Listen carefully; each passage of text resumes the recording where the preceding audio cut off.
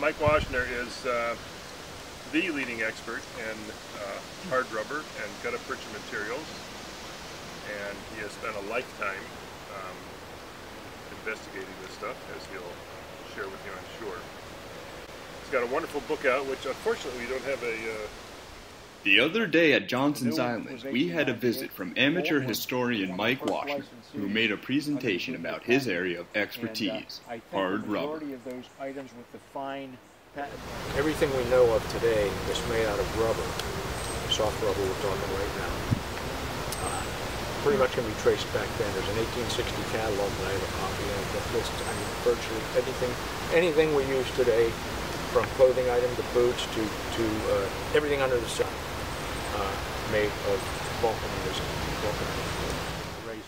Mike went over the history of hard rubber, including the discovery of the manufacturing process and the eventual patent made by Charles Goodyear in May of 1851. The process was to create a mixture of natural rubber, sulfur, metals, and heat. The more sulfur you added, the harder this rubber material would get. So they developed to the point where you could make something a little more flexible, like a comb or something like that, or you can make something really hard, like a paperweight or buttons, for instance, by adding more and more sulfur to it. It revolutionized a lot of industry at that time, because up till then, when they made combs or buttons that were ornamental or whatever, for the most part, they had to be made one at a time. They were carved. Now you could create beautiful molds or complex molds out of steel, and you could mold the hard rubber.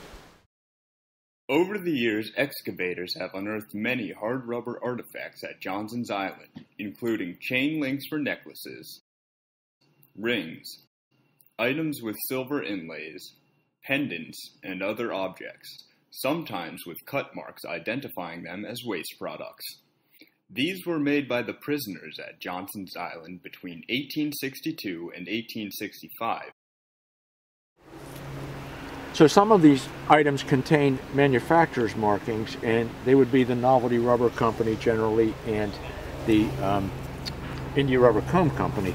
But when they have the patent markings, similar to these, they would have the marking of Goodyear's patent 1851, or Goodyear's patent May 6, 1851.